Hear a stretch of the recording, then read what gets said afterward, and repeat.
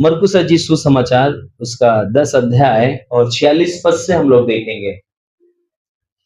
आइए आज हम एक जन्म के अंधे के विषय में हम लोग आज सीखेंगे कि परमेश्वर कैसे उन्हें चंगाई दिया। जी। वे यरीहो में आए। हाँ। और जब वह और उसके चेले और एक बड़ी भीड़ यरीहो से निकलती थी, तब तिमाई का पुत्र बर्तिमाई एक अंधा भिखारी सड़क के किनारे बैठा था। वह यह सुनकर कि यीशु नासरी है, पुकार पुकार कर कहने लगा, हे दाऊद की संतान, यीशु मुझ पर दया कर। बहुतों ने उसे डांटा कि चुप रहे, पर वह और भी पुकारने लगा, हे दाऊद की संतान, मुझ पर दया कर। तब यीशु ने उठकर कहा, उसे बुलाओ। और लोगों ने उस अंधे को बुलाकर उससे कहा, ढाढ़स बांध, उठ, वह तुझे बुलाता है। वह अपना कपड़ा फेंक कर शीघ्र उठा और यीशु के पास आया। इस पर यीशु ने उससे कहा, तू क्या चाहता है कि मैं तेरे लिए करूं? अंधे ने उससे कहा, हे रब्बी, यह कि मैं देखने लगूं। यीशु ने उससे कहा, चला जा, तेरे विश्वास ने तुझे चंगा कर दिया है। वह तुरंत देखने लगा और मार्ग में उसके पीछे हो लिया। आमीन। ताली बजा के हम प्रभु को धन्यवाद देंगे। ये जब यीशु मसीह सेवकाई कर रहे थे उस समय की क्या है, एक गवाही लिखी हुई है। क्या लिखी है? गवाही कि प्रभु यीशु मसीह ने किस प्रकार से लोगों को चंगाइयां दे रहे थे, छुटकारा दे रहे थे, आशीष दे रहे थे। और ऐसा लिखा हुआ एक व्यक्ति है जो अंधा है और वो भिखारी है। अगर अंधा हो जाता है इंसान, लंगड़ा हो जाता है, तो उसकी उम्मीदें खो जाती है, क्योंकि जब इंसान इस पृथ्वी पे आता है तो माता पिता का भी एक सपना होता है कि मेरा बेटा इंजीनियर बनेगा, मेरा बेटा पुलिस बनेगा या कोई बिजनेसमैन बनेगा। कुछ न कुछ हर एक माँ बाप का सपना होता है। पर वही बच्चा अगर अपाहिज हो तो पता क्या है, सपना टूट जाता है। पर इसके जीवन में क्या था, ये जन्म से अंधा जन्मा था। माँ बाप का हृदय टूट गया। पता है, जब अगर इंसान कोई अपाहिज होता है या अंधा होता है, लंगड़ा होता है, तो उसको कोई उत्साहित करने वाला व्यक्ति नहीं है, सब उसको दबाने वाला है। इसीलिए कहते हैं ना, गिरे हुए को सब कोई गिराता है। हर एक इंसान चलते फिरते हुए लोगों को, उड़ते हुए लोगों को लोग सोचते हैं और कोशिश करते हैं कि कब गिराऊं। हर एक गिरे हुए को, हर एक टूटे हुए और हर एक कुचले हुए को हमारा यीशु सोचता है कि कैसे मैं इसको उठाऊं। पता है, हाँ, इंसान जो समाज में है वो गिराना चाहता है, पर प्रभु चाहता है मैं कैसे इसको उठाऊं। आमीन। हम यहां पर देख पाते हैं कि सचमुच में वो कोई माता पिता नहीं चाहता, पर उसके पास मजबूरी थी कि अंधा था, कोई काम करने योग्य नहीं था। पर उसको क्या किए, एक सड़क के किनारे बैठा दिए भीख मांगने के लिए। और वो बेचारा क्या करता था, भीख मांगता था प्रतिदिन। और उसकी उम्र काफी हो गई। एज के विषय में नहीं लिखा है, परंतु ऐसा लिखा है कि वो अंधा भिखारी क्या कर रहा था, रोड पर भीख मांगा करता था। 47 पद को पढ़िए। वह ये सुनकर कि यीशु नासरी है, वो ये सुनकर कि यीशु नासरी है, पुकार पुकार कर कहने लगा, वो जोर जोर से पुकारने लगा, हे दाऊद की संतान, हे दाऊद की संतान, यीशु मुझ पर दया कर। क्या कर? इसका मतलब है कि वो यीशु मसीह को जानता था, है ना। उसके घरों में चर्चा हुआ करती रही होगी, समाज में चर्चा हुआ करती थी, इसलिए यीशु मसीह को वो जानने वाला व्यक्ति था। पर जैसे यीशु मसीह की चर्चा सुना और वो यीशु को पुकारने लगा। क्या शब्द से पुकार रहा है वो? है हे दाऊद की संतान। जब हम क्या नाम है 46 पढ़ते तो उसमें एक बात और लिखी है, पढ़िए। वे यरीहो में आए। हाँ। और जब वह और उसके चेले और एक बड़ी भीड़ यरीहो से निकलती थी, तब तिमाई का पुत्र बर्तिमाई। किसका पुत्र? तिमाई का पुत्र कौन था? बर्तिमाई। और यीशु मसीह के बारे में क्या लिखा है? हे दाऊद के पुत्र यीशु नासरी, हे दाऊद की संतान। इसमें पता है इसके बारे में पता नहीं आपने सोचा कि नहीं, अगर आप ध्यान से देखेंगे तो दाऊद मतलब इसका तिमाई का पुत्र बरतिमाई, तिमाई का नाम क्यों आया? कुछ तो रहस्य है। जब आप इसे मनन करेंगे तब आपको समझ में आएगा, स्टडी करेंगे। तिमाई का पुत्र बरतिमाई, हे दाऊद की संतान, मतलब इधर भी बेटा और पुत्र है, इधर भी बेटा और पुत्र, मतलब पिता और पुत्र है ना? हर एक कोई वंशज से जाना जाता है। आज प्रभु यीशु मसीह को बरतिमाई के मतलब किस नाम से पुकार रहा है? हे दाऊद की संतान। और बरतिमाई किसके नाम से जाना जा रहा है? अपने पिता के नाम से, तिमाई का पुत्र बरतिमाई, है ना? आप बोलेंगे ये नाम क्यों आप हमें बता रहे हैं, इसमें क्या है, क्या रहस्य है? बहुत बड़ा रहस्य है मेरे प्रिय। अगर आप इसको सोचेंगे, देखेंगे ना, तो वो जो परिवार था, वो जो घराना था, वहां पर परमेश्वर का व्यवस्थाओं को बताया जाता था, सिखाया जाता था, परंतु वहां पर अंधियारा था। अगर इसके बारे में ज्यादा अगर देखेंगे, यहोरियो मतलब एक सुनसान, एक श्रापित स्थान था वहां पे। वहां पर कहीं आनंद नहीं मनाया जाता था, खुशी नहीं मनाई जाती थी। पर जैसे ही इसने तिमाई का पुत्र बरतिमाई जब सुना कि यीशु नासरी है, तो यीशु मसीह के बारे में अच्छी तरह से वो समझने और जानने वाला था। बहुत अच्छी तरह से, बारीकी से यीशु मसीह कौन है। आज हम अपने बच्चों को, वो सोचो वो अंधा था, उसके घर में यीशु मसीह का किस प्रकार से, परमेश्वर का वचन का किस प्रकार से शिक्षा दी जाती थी, किस प्रकार से आदर किया जाता था, किस प्रकार से परमेश्वर के सामने घुटने टेकते थे, वो अंधे होने के बावजूद भी प्रभु का आदर समझता और जानता था। वो आप अपने घर में जिस व्यक्ति का चर्चा करेंगे आदर के साथ, सम्मान के साथ, अगर वो व्यक्ति अगर आपके बच्चों के सामने आएगा ना, तो आपका बच्चा बड़ा आदर के साथ उस व्यक्ति से बातचीत करेगा, बहुत सम्मान के साथ, बहुत आदर के साथ। अगर आप अपने घर में किसी भी व्यक्ति का अगर आप तुच्छ समझते हैं, उसके बारे में भला बुरा बोलते हैं, तो आपका बच्चा जैसे देखेगा ना, तो आपकी सोच, आप जो उसको फाल्ट बताएंगे, जो उसके अंदर कमियां बताएंगे उस व्यक्ति के बारे में, उसी नजर से उसको देखेगा। वो कभी भी आदर की नजर से नहीं देख सकता है। आज बरतिमाई ने अंधे होने के बावजूद भी जो अपने घर में सुनता था, समझता था, देखता था, बड़े आदर के साथ उसने पता क्या किया? प्रभु को पुकारा उसने, हे दाऊद की संतान, हम पर दया कर। इसका मतलब है कि उसको सिखाया जा रहा था, बताया जा रहा था कि वो परमेश्वर का पुत्र है। आज हमारे आपके बच्चे गुड्डू जेम्स जो है ना, अपने कव्वाली में गाना गाए हैं कि आजकल के हमारे बच्चे फेसबुक को, हो सकता है कि आजकल पिक्चर नहीं चल रही है, पर तमाम प्रकार का गेम चल रहा है, तमाम प्रकार का नाटक चल रहा है। बाइबल में जितने लोगों का नाम लिखा गया है, हो सकता है हमारे आपके बच्चे ना जानते हों, पर मोबाइल के बारे में बता दो, एक एक का हीरोइन का नाम बताने के लिए तैयार है, क्रिकेटर का नाम बताने के लिए तैयार है, सब कुछ उनको नॉलेज है, जितना भी ऑनलाइन चीजें हैं।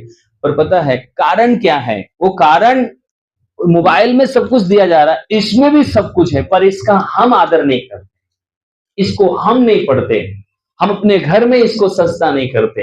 हम अपने घर में आइए, हम 1 घंटा प्रभु का आदर करेंगे, प्रार्थना करेंगे, बार बार उठना नहीं है, जब तक प्रार्थना नहीं खत्म होगा थप्पड़ मार दो खींच के उनके गाल पे। प्रभु के आराधना के समय आपको उठकर नहीं जाना है, प्रार्थना के समय उठकर नहीं जाना है। जब आप इस प्रकार से, जब अपने बच्चों के सामने प्रभु को, जब भी आप बाइबल लेते हैं, अपने आंखों को बंद करें, घुटने टेकें, बाइबल को चूमे, सम्मान करें। खुदा है एक एक वचन बाइबल का, परमेश्वर का वचन उन बच्चों के हृदय में काम करे। जब आप नहीं आदर करेंगे तो कभी भी आपका बच्चा बाइबल का वचन का आदर नहीं कर सकता, वो संगति में भी नहीं आएगा। जब आप बोलोगे जाओ जाओ मैं नहीं जा रहा, क्यों? क्योंकि उसका आदर ही नहीं है घर में। पूरा पूरा घराना आता है किसी का, सबका नहीं आ पाता है, कहीं ना कहीं अंकल जी का आया है, कहीं ना कहीं समस्या है, और वो कहीं दूसरे जगह से नहीं है, हमारे आपके अंदर है। हम प्रभु को कितना आदर देते हैं यहां पर समझ में आता है कि आपके घर में उस व्यक्ति का आदर है कि नहीं है।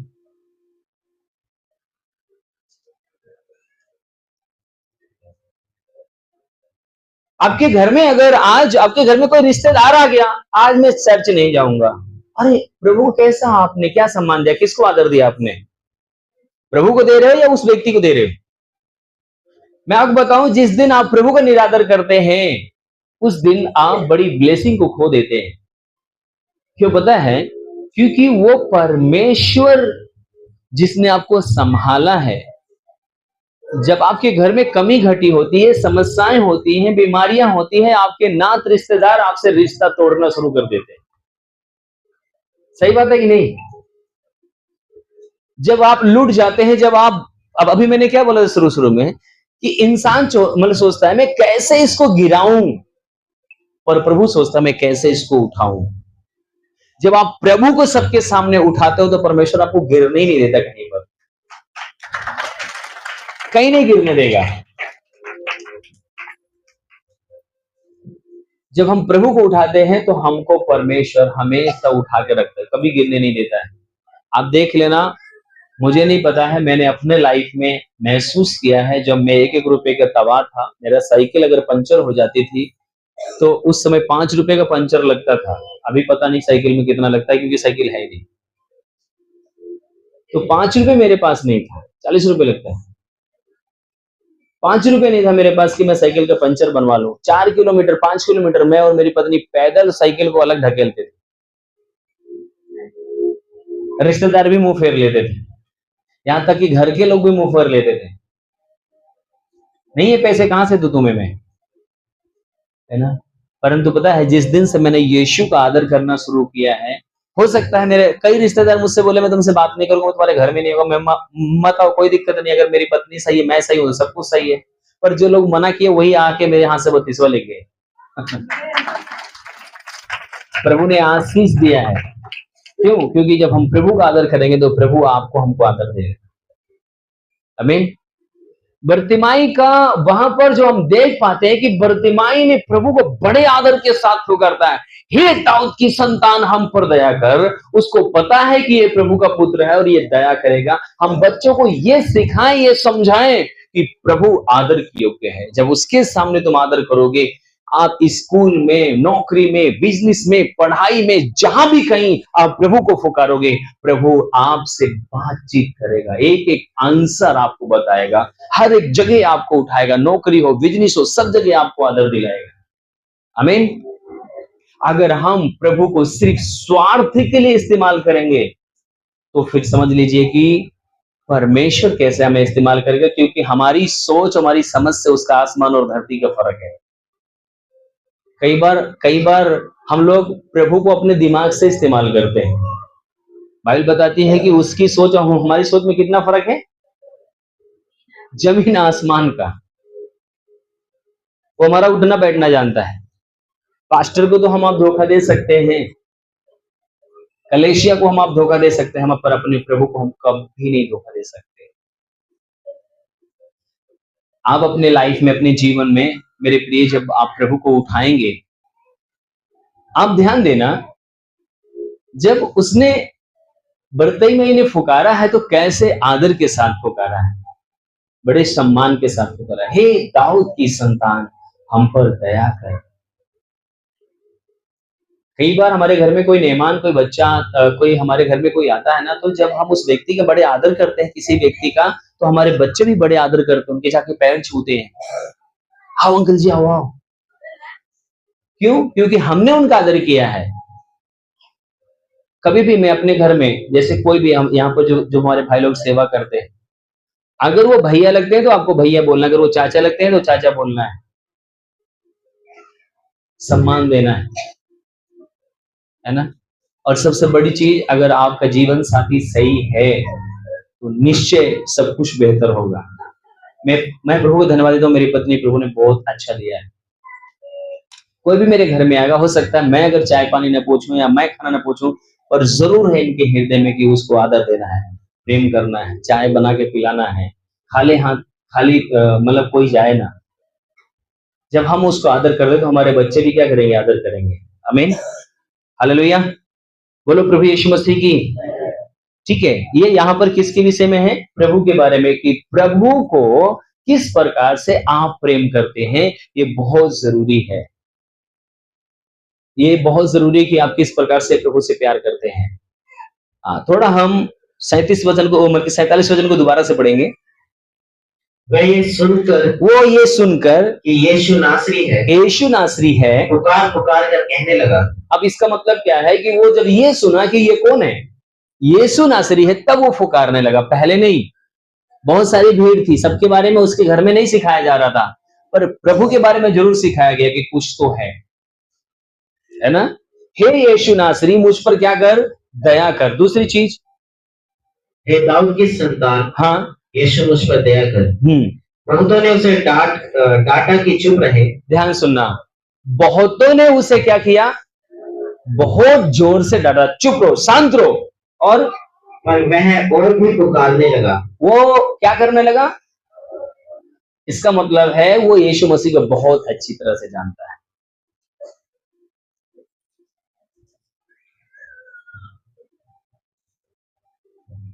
बहुत अच्छी तरह से। अगर आप किसी व्यक्ति के बारे में सुने हो कि बहुत अच्छा व्यक्ति है, बहुत साफ दिल का है, बहुत सुंदर व्यक्ति है, बहुत अच्छे भाव का है, हम क्या बोल सकते हैं कि उसका हृदय बहुत सुंदर है, बहुत अच्छा व्यक्ति है वो। अगर आपको बोले नहीं, उसके पास मत जाना, वो सही नहीं है, शांत रहो, उसके बारे में बात मत कर, तो आप क्या करोगे आप?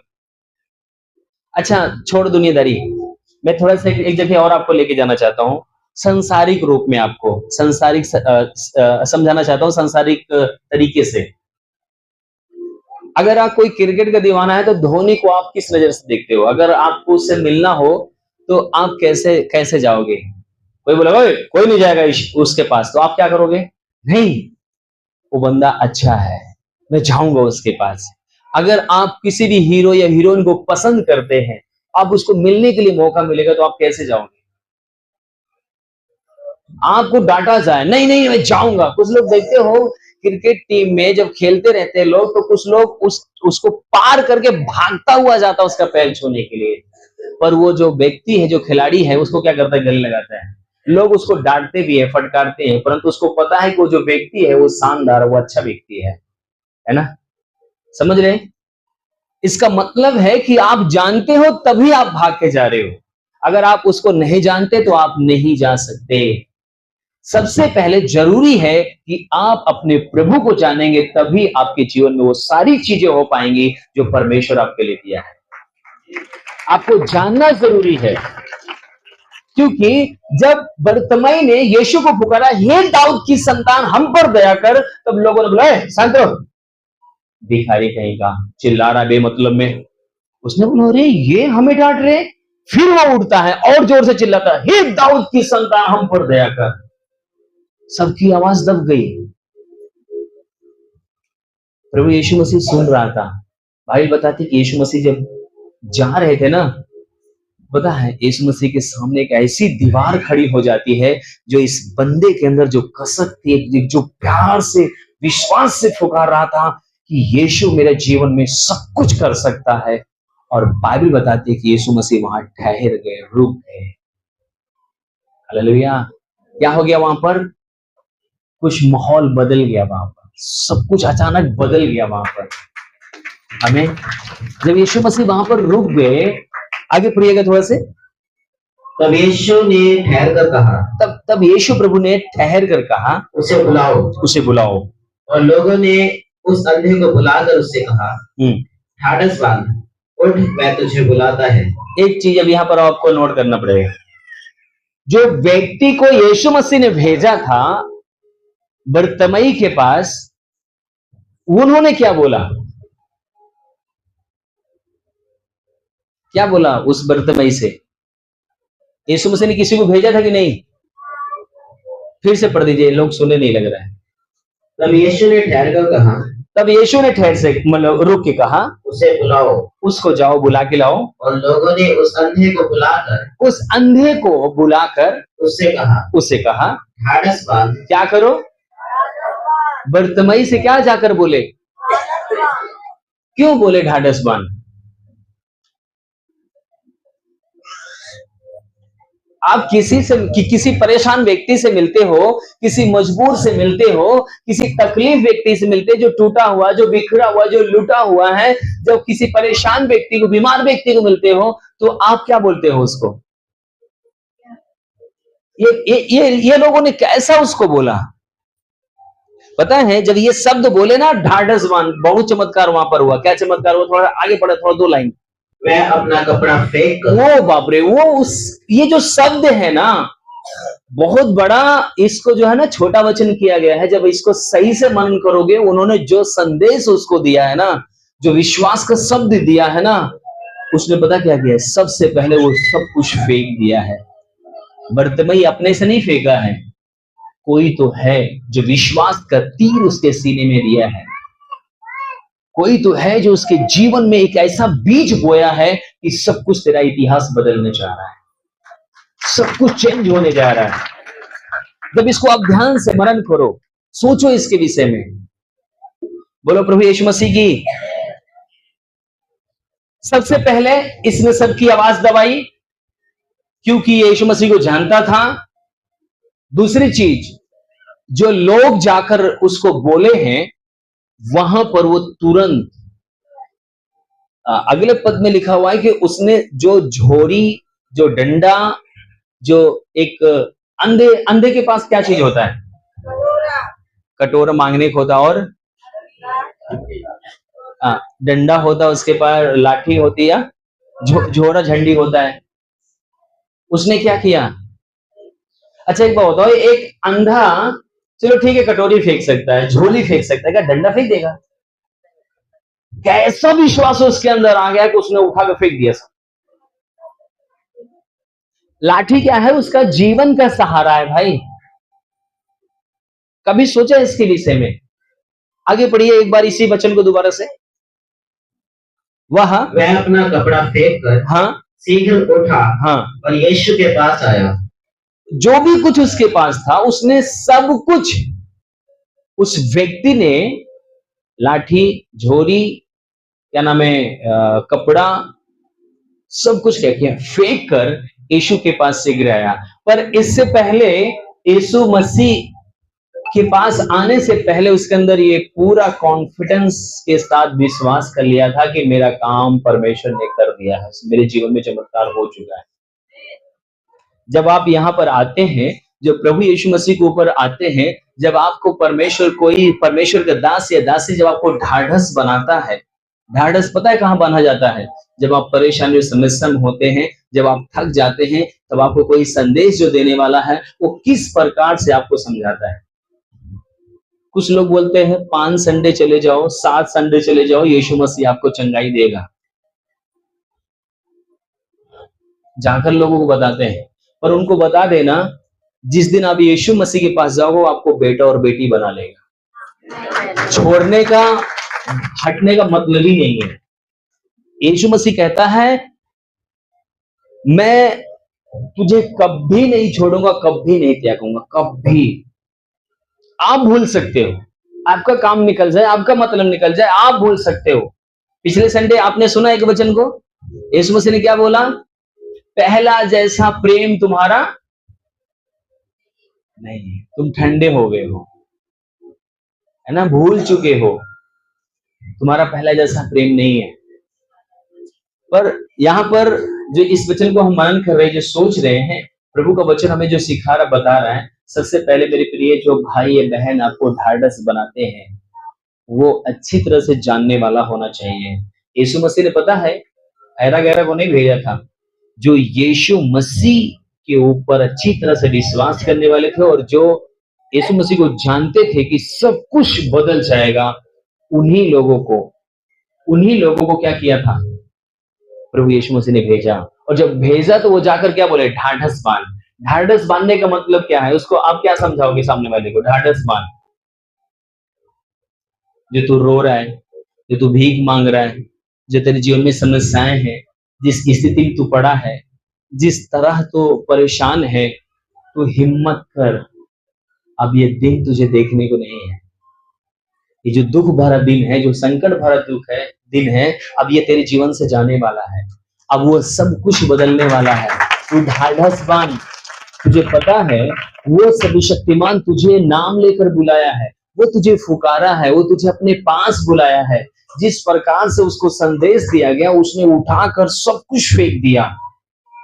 जो फेंकने के बाद प्रभु यीशु मसीह के करीब जब उसको लेकर आते हैं, तब पता है यीशु मसीह ने उससे क्या पूछते हैं? यीशु मसीह पूछते हैं, तू क्या चाहता है? यहाँ पर बड़ा एक अद्भुत शब्द है, थोड़ा आगे पढ़िएगा भाई। वह अपना कपड़ा फेंक कर हाँ, शीघ्र उठा और यीशु के पास आया। यीशु मसीह के पास आया। इस पर यीशु ने उससे कहा, यीशु मसीह ने उस व्यक्ति से कहा, तू क्या चाहता है? तू क्या चाहता है कि मैं तेरे लिए करूं? सबसे बड़ी चीज है, जब यीशु मसीह के पास लाए, अंधे को कैसे लेकर आए होंगे? कितने लोग गए थे? ऐसा लिखा, 2 व्यक्ति को प्रभु यीशु मसीह ने भेजा। जब अंधे के पास गए तो उसको क्या बोले? तू ढाढ़स बांध, तुझे यीशु मसीह क्या कर रहा है? बुला रहा है। तो एक दाएं एक बाएं उसका हाथ पकड़ के, क्योंकि डंडा झोड़ी सब फेंक दिया उसने, एक दाएं एक बाएं दोनों व्यक्ति ने क्या किया? उसको पकड़ के लेकर आए। तो यीशु मसीह तो देखा होगा ना कि अंधा है, देखा होगा कि नहीं?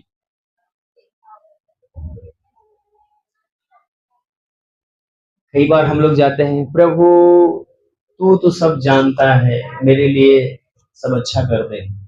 प्रभु कहता है सब तो गड़बड़ है, अच्छा क्या करूं? मैं समझ में नहीं आ रहा, कौन सा वाला अच्छा करूं? यीशु मसीह ने उसको देखा तो क्या बोला? तू क्या चाहता है? अरे भाई, वो अंधा है, वो तो दृष्टि पाना चाहता है, पर यीशु मसीह चाहते हैं कि तेरे अंदर कुछ और तो नहीं है कहीं, कि तू भीख मांग रहा है और तू क्या पता मांग ले मेरे से सोना चांदी, कि अब तो रोड पे नहीं, घर पे बैठ के खाए, है ना? अंधे भिखारी से इसलिए तो पूछा होगा शायद। अच्छा, किस लिए पूछा होगा तू क्या चाहता है? हा? आप लोग क्या कहना चाह रहे हैं? बहन लोग कह रहे हैं इसीलिए पूछा है कि वो मांग रहा था, वो सोच रहे कि बैठ के घर पे बैठ के खाए, बस जाना ना पड़े। लोकेश भाई, किस लिए है? मैं आपको बताऊं, परमेश्वर आज हमारे इच्छा के ऊपर छोड़ा हुआ है, हमारे इच्छा के ऊपर छोड़ा हुआ है कि हम क्या चाहते हैं। अगर हम चाहते हैं बदलना तो प्रभु आपको बदल देगा। अगर आप चाहते हैं चंगाई पाना तो प्रभु आपकी चंगाई दे देगा। यदि आप अपने जीवन में सब कुछ बदलता हुआ देखना चाहते हैं तो प्रभु आपको बदल देगा। अगर आप नहीं चाहते तो जैसे आए हैं वैसे चले जाएंगे। यीशु मसीह सामने खड़ा है, तू बता क्या चाहता है? तू अंधा ही रहना चाहता है क्योंकि तेरा बिजनेस है, 2 पैसा तुझे मिलता रहेगा, या तू देखना चाहता है, वो तेरी इच्छा है, किसी के बिजनेस मैं क्यों खराब करूं, है कि नहीं? हालेलुया।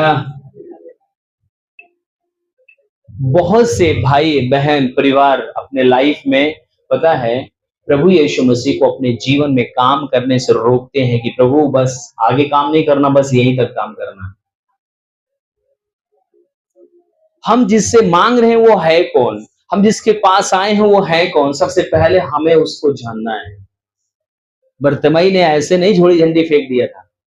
बरतमई को पता चल गया कि मेरा जीवन में आज वो सब कुछ बदलने जा रहा है, मैं दुनिया को देखने जा रहा हूँ, सब कुछ मेरा चेंज होने जा रहा है। और यीशु मसीह आज भी आपको चाहता है। क्या आप अपने लाइफ में ये चीज चाहते हैं? पता है, एक बहन ने क्या नाम है, एक बहन थी, पास्टर जी के पास आई, संगति आने लगी, उसको शरीर में कुछ दिक्कत थी, कुछ तकलीफ थी।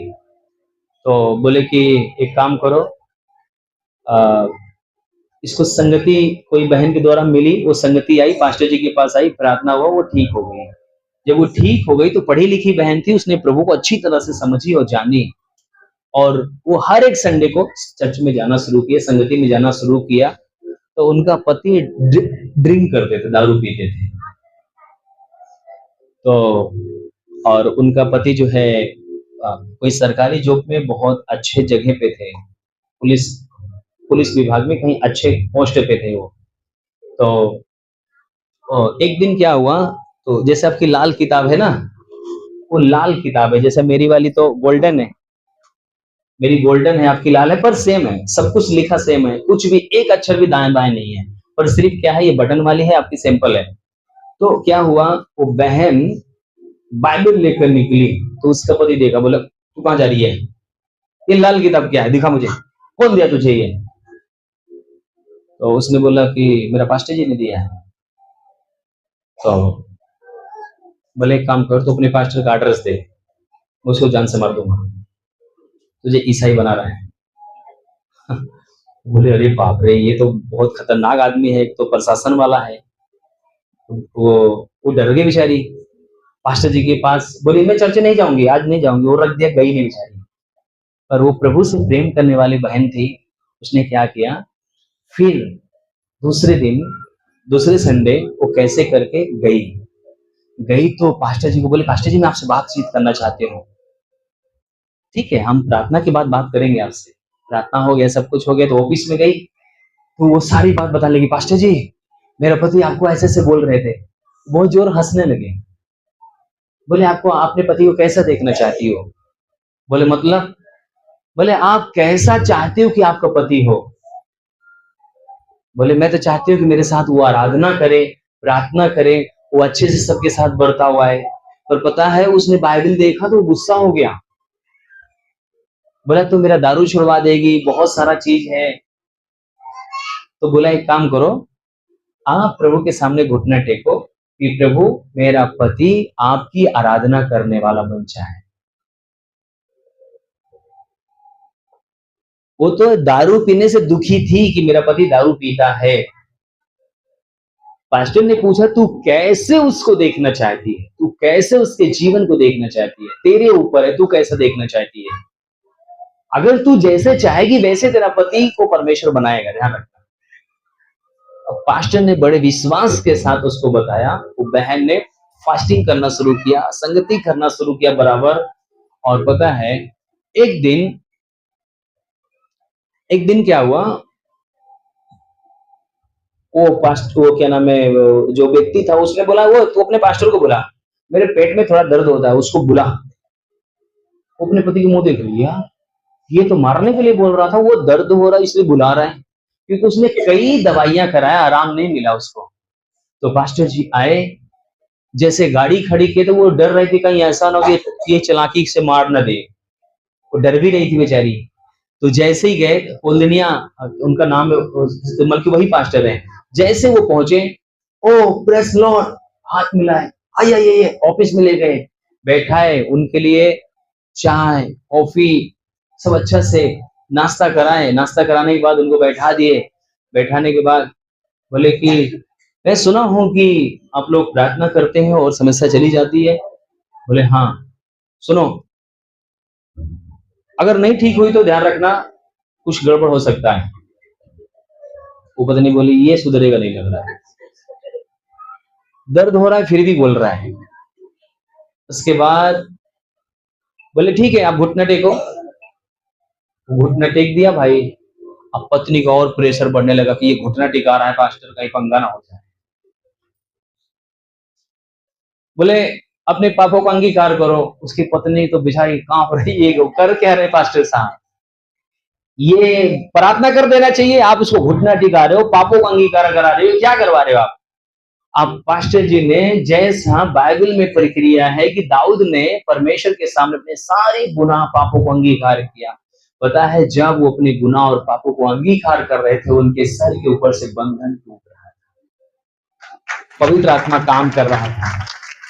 क्योंकि पता है हमारे जीव में जीवन और मृत्यु है।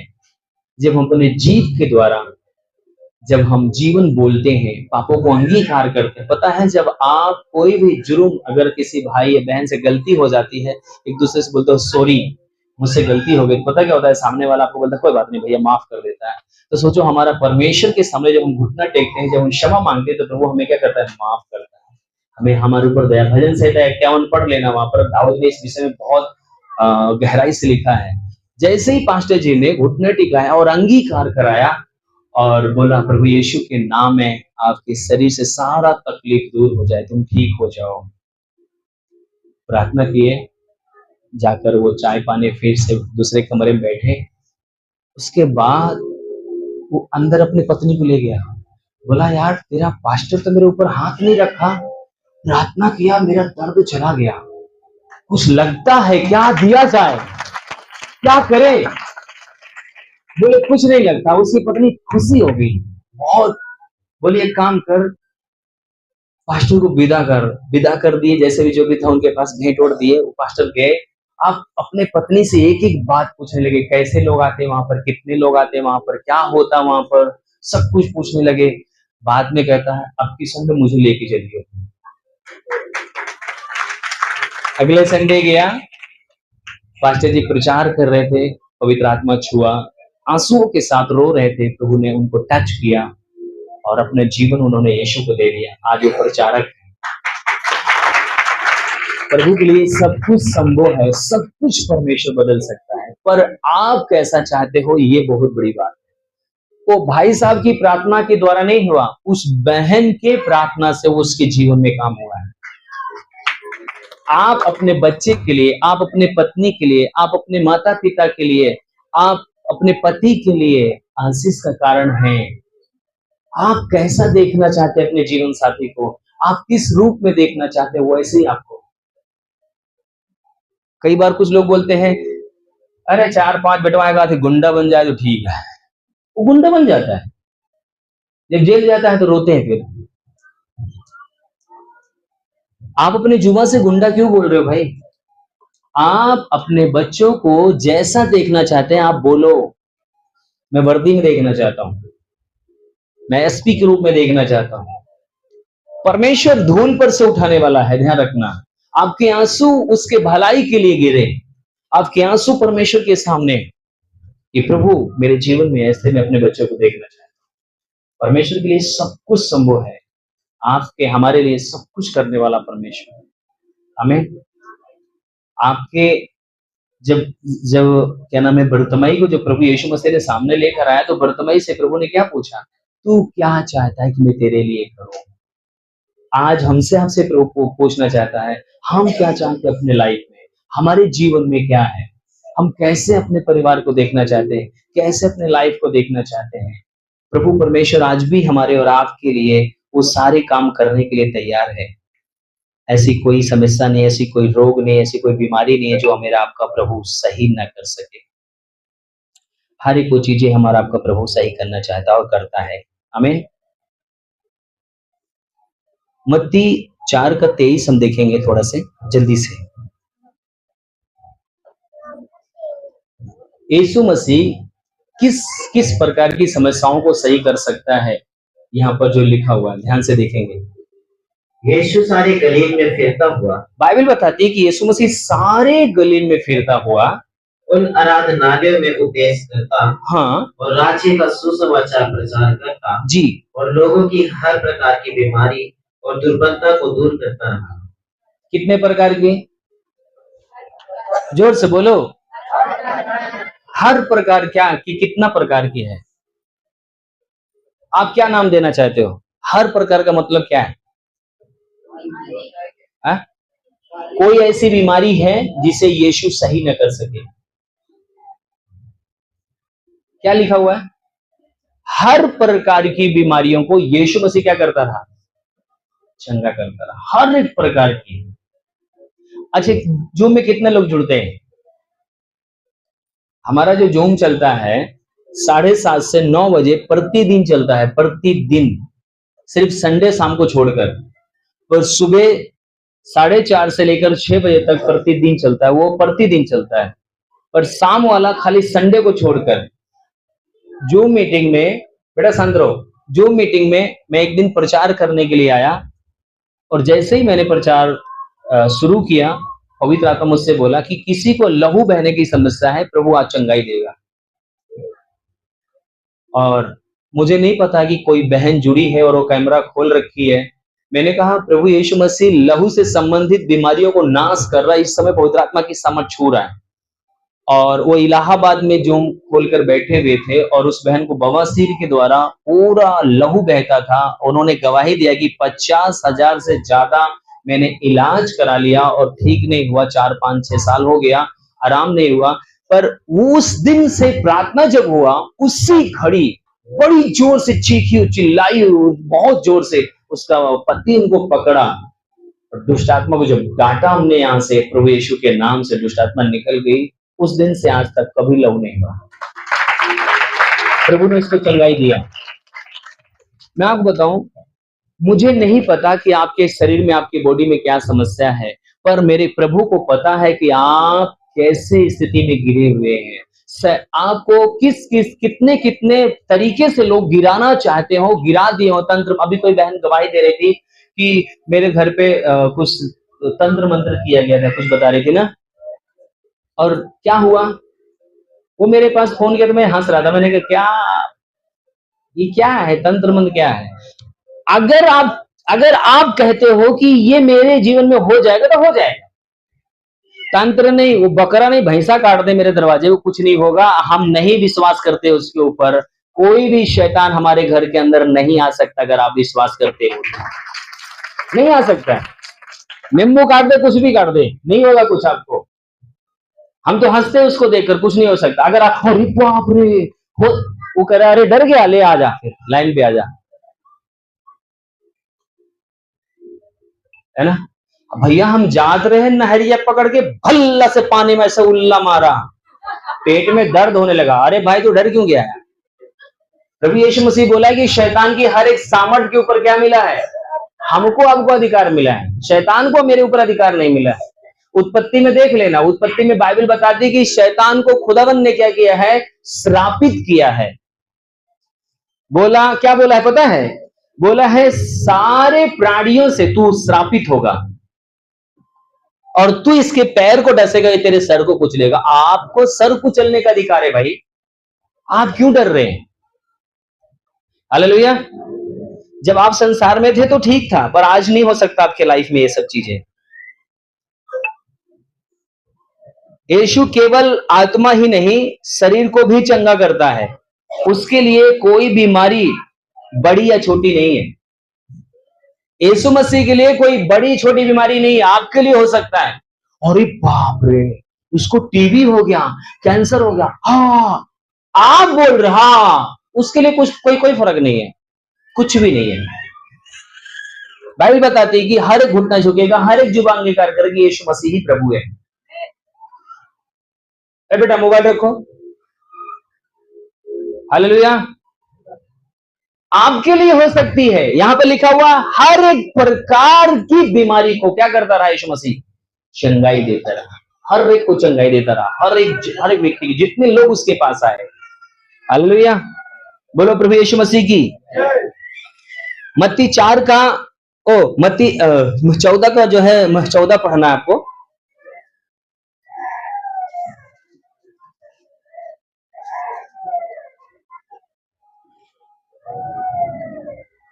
उसने निकलकर एक बड़ी भीड़ देखी। यीशु मसीह निकलकर बहुत बड़ी भीड़ देखी और उन पर तरस खाया। कौन तरस खाया? यीशु मसीह तरस खाया और उनके बीमारों को चंगा किया। यीशु मसीह चंगा करने वाला प्रभु है। जो भीड़ को देखा कि परेशान है, इनको दवाइयां सूट नहीं कर रही, इनको वैद्य कोई भी चंगाई नहीं दे पा रहा, तंत्रमंत्र की कोई काम नहीं हो रहा पा रहा, तब यीशु मसीह ने बड़ी भीड़ को देखा रोते और भीगते हुए कि इनका कोई नहीं है। हो सकता है आपके पास बड़ी समस्याएं हो, आपके पास पैसा नहीं है, समाधान नहीं है। प्रभु यीशु मसीह कहता है अगर तुम्हारे पास समस्या है तो मेरे पास समाधान है। प्रभु यीशु मसीह भीड़ को जाकर देखा और सबको समाधान किया, सबको चंगाई दिया। हालेलुया। उसका जो हृदय है ना, वो दया से भरा हुआ है। प्रभु हमारे दुख को देखता है, उसका हृदय दया से भरा है। हमें वो हमारे दुखों को देखता है, समझता है, जानता है। आप बहुत सारा उदाहरण है। मरकुस 5 का 34 में लिखा हुआ है, एक बहन थी जिसको 12 साल से लहू बहने का रोग था। वहां पर एक बड़ा चमत्कार होता है, पढ़िएगा थोड़ा सा जल्दी से। उसने उससे कहा, उसने यीशु मसीह से कहा, यीशु मसीह ने उस बहन से कहा, पुत्री तेरे विश्वास ने तुझे चंगा किया है। क्या बोला है? आप लोग सब कुछ जानते हो ना क्या हुआ था वहां पे? यीशु मसीह ने कहा, जा तेरे विश्वास ने तुझे चंगा किया है। आज अगर आप डॉक्टर के पास जाओगे तो मोल भाव करेंगे आपसे। किसी के पास जाओगे मोल भाव करेंगे, मोल। कल सुनील को लेकर मैं नागलो में गया था पट्टी कराने के लिए पैर में, तो मैंने कहा 50 रुपए कम दो। बोले नहीं, पूरा 350 लगेगा। मोल है, मोल भाव करेगा वो इंसान। पर उस बाइबल बताती है कि यीशु मसीह उसने कपड़े को छोकर आशीष को पाया। आज हमारे बच्चों को जानने की जरूरत है, हमारे बेटियों को जानने की जरूरत है, हमारे बेटों को जानने की जरूरत है, हमारे समाज को जानने की जरूरत है कि वो दया का सागर है। वो आपको यही सिफा देता है, वो कभी नहीं बदला है। अपने प्रभु को आप कठोर न समझें, वो दंड देने के लिए नहीं आया है। यूहन्ना की किताब में बाइबल बताती है कि प्रभु यीशु मसीह इसलिए नहीं आया कि वो पापियों को दंड दे, वो इसलिए आया है ताकि हर एक को जीवन दे। और एक वचन में मैं चाहूंगा और थोड़ा सा पढ़ देंगे, इब्रानियों 13 का 8।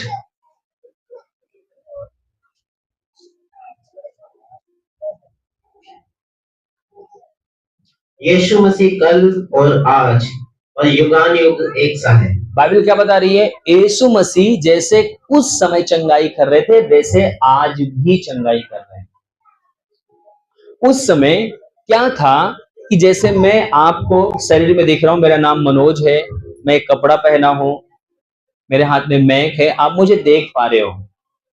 पर यीशु मसीह आज आत्मा में है और आत्मा को कोई देख नहीं सकता है। यीशु मसीह दिखाई नहीं देता, पर यीशु मसीह के काम दिखाई देते हैं। यीशु मसीह ने आपके जीवन में जब काम करना शुरू करेगा तब आप बोलोगे, हाँ मेरे जीवन में ये चीजें बदलाव आ गया, आशीषें आ गई, समस्याएं गई मेरे जीवन से। उसके काम प्रकट होता है। दुष्ट आत्मा दिखती है आपको? कितने लोग शैतान को देखा है?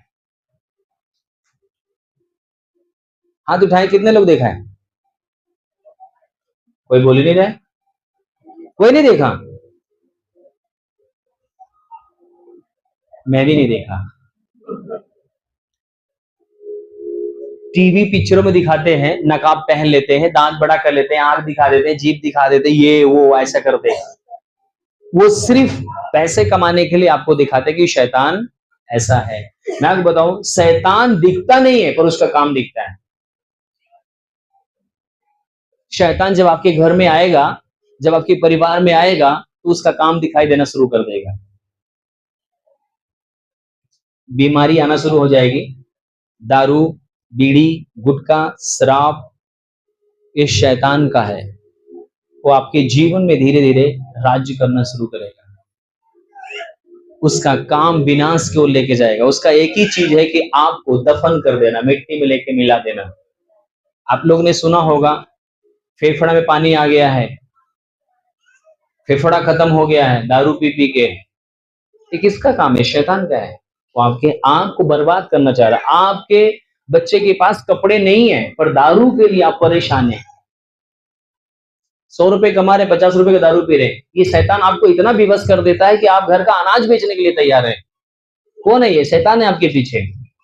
आपके गले में, आपके यहाँ पर पता है छाला हो चुका है, जख्म हो चुका है, फिर भी तम्बाकू रगड़ के खाएंगे। ले, आपको पता है इसके अंदर कैंसर बना हुआ है, फिर भी ले खाएंगे हम। कौन है उसके पीछे? आपको नहीं पता है। दूध में कोई लेवल नहीं है। दारू के ठीके पे कितनी चमकीली बोतल होती है, बाप रे बाप। किसी ने सही कहा है कि दारू के ठीके पे भीड़ इतनी होती है कि पूछो मत। दारू वाले को, दूध वाले के पास नहीं है। पर मेरे प्रिय, आप आपके ऊपर सोचा है प्रभु, आप क्या चुनना चाहते हैं, आप क्या करना चाहते हैं, आप अपने प्रभु को कैसा आदर देना चाहते हैं। जिस दिन आपके जीवन में यीशु आ गया है, आप प्रभु को जब आदर करना शुरू करेंगे, परमेश्वर सब कुछ आपके जीवन में बदल कर रख देगा। आप जैसा चाहते हैं। यीशु मसीह के पास बरतमाई जैसे गया, वो बरतमाई के पास यीशु मसीह जैसे गया, यीशु मसीह ने पूछा तू क्या चाहता है। आज आपके पास यीशु मसीह, आप कैसा चाहते हैं। आज ही अकेले नहीं, वो सब दिन आपके जीवन में पूछना तू कैसा चाहता है, तू क्या बनना चाहता है, तेरे जीवन में क्या कर सकता हूं। अगर आप यीशु मसीह से काम लेना चाहते हैं, यीशु मसीह को अपने जीवन में पहला स्थान देना चाहते हैं, आप देखना आपका जीवन बदल जाएगा। बाइबल बताती है कि यीशु मसीह आज, कल और युग एक सा, वो कभी बदला नहीं है, ना बदलेगा, वो हमेशा एक सा है। जैसे शैतान का काम दिखाई देता है, कई बार आप अपने बच्चों को बोलते बड़ा शैतानी कर रहा है। आप क्यों बोल रहे हैं शैतानी कर रहा है? क्योंकि उसका हरकत ऐसा है। जो पवित्र आत्मा आएगा तो पवित्र आत्मा का काम भी दिखाई देगा, शैतान आएगा तो शैतान का काम दिखाई देगा। अभी क्या नाम है, मैंने क्या बताया था एक गवाही में, जो बहन के लिए मैंने जैसे ही प्रार्थना किया वो चिल्लाने लगी। बीमारी क्या थी उसको? बवासीर की। चिल्लाई कितना जोर, वो बीमारी उसके अंदर शैतान बना के रखा था। शैतान का काम दिखाई दे रहा था कि उसको बवासीर है, ब्लड से पूरा उसको नाश करना चाह रहा, गिरा गिरा के। परंतु जैसे ही प्रार्थना और दुष्ट आत्मा निकल गई, आज प्रभु का काम दिखाई दे रहा है कि वो पूरी रीति से चंगी है। प्रभु है, वो आपके जीवन में काम करना चाहता है, प्रभु आपके जीवन में शिफा देना चाहता है। उस समय बरतिमाई ने सुना था यीशु मसीह के बारे में, घर में, परिवार में, समाज में, और यीशु मसीह को अपने जीवन में ग्रहण किया और यीशु मसीह को इजाजत दिया कि प्रभु मेरे जीवन में आप काम करो, मैं देखना चाहता हूं। अगर आपने सुना है और आज अगर अपने आप को प्रभु को दे रहे, तो प्रभु आपके जीवन में बड़ा काम करेगा। प्रभु हर एक क्षेत्र में आपको आशीषित करेगा। आमीन। जिस तरह बाइबल के समय में चंगाई हुआ, आज भी हो सकती है। प्रभु आज भी प्रार्थना करते हैं, मतलब कि प्रार्थना सुनते हैं और चंगाई देते हैं। आज भी प्रभु यीशु मसीह आपकी प्रार्थना सुनते हैं और आपको चंगाई देते हैं। आमीन। यहाँ पर कितने लोगों ने गवाही सुना? भी सुना? कौन चंगाई दिया उनको? प्रभु यीशु मसीह ने चंगाई दिया, प्रभु ने शिफा दिया, प्रभु ने उनको आशीष दिया। आज भी आपको प्रभु चंगाई देने के लिए खड़ा। आइए हम अपने स्थान पे खड़े होंगे, हम लोग प्रार्थना में जाएंगे कि परमेश्वर आपको आशीष दे।